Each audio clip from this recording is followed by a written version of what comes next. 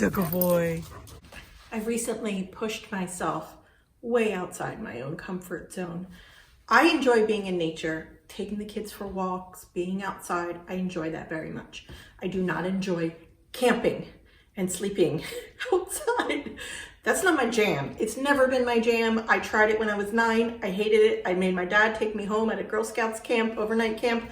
And then the next time I did it, I was 33 years old with my husband, and we camped for a weekend when we were off-roading with his Jeep.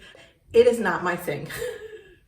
So when my husband suggested we rent RVs and check them out and try to see what that would be like for us, I was uncomfortable. And something very surprising happened. I was comfortable outside my comfort zone because it was RV camping. And now I know that's not like real camping. For those of you who camp and talk about camping as an RVer, I know those are totally different camps. But RV camping is my jam. I fell in love with it. We spent so much time outside. I enjoyed being in the RV and waking up to the sounds of nature, and no one was near us.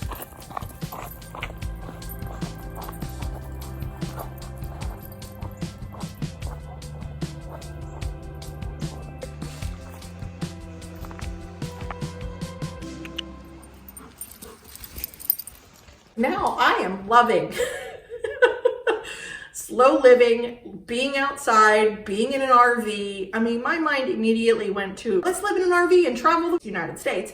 And my husband was like, pump the RV brakes. Doing less was amazing. Focusing on the meals we were going to make in the RV, being outside, going for long 2-3 hour hikes, just doing less. Disconnecting, not being on our phones, not being connected to the internet one time. I mean, we were there for 3 days with no internet. It was awesome. It was beautiful. My mom was freaking out because she couldn't get a hold of us, and moms, you know, they like to know where their kids are, even when we're 44. I have been feeling this push towards a slow, simple life for a while now, and it's been on the back burner, sort of just bubbling there, beckoning me to pay attention to it. And that experience, we rented an RV twice, those experiences really brought to front how much I want to live more slowly and more simply than we are already trying to live.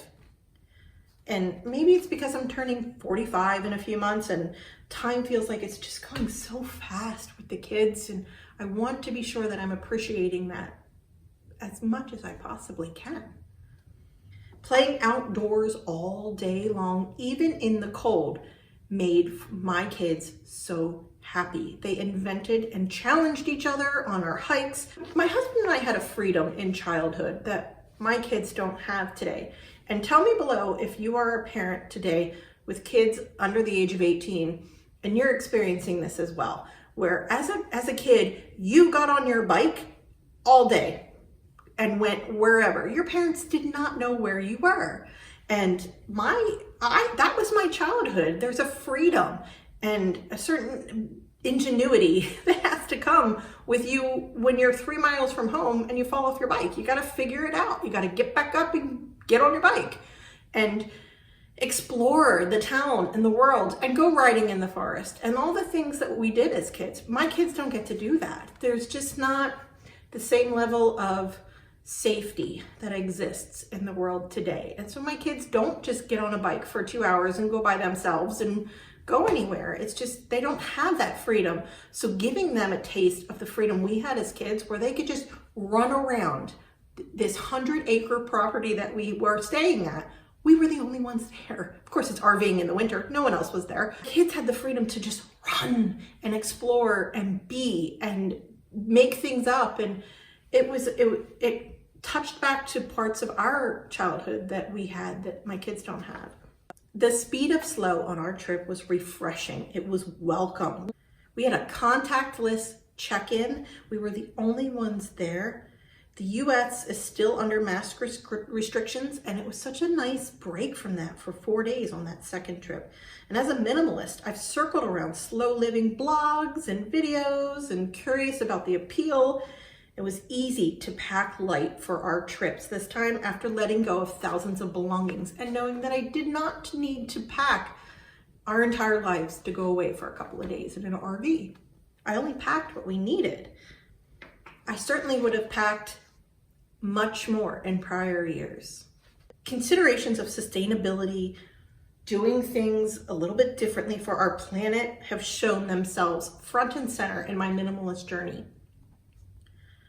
Our more laid-back vacation in the RV seems to be this reminder to not ignore that I'm being pushed towards simplicity and slowness, and to listen to what the universe is telling me. For now, I think my definition of slow living means consuming less, taking slower approaches to parts of our day here in 2021. I think living slow means a lot of things, and just like minimalism, you make it what you need it to be.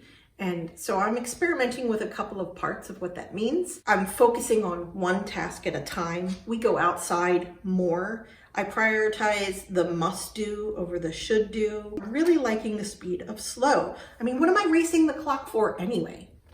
I want to enjoy more of the minutes that we have. And that's what they are. They are minutes.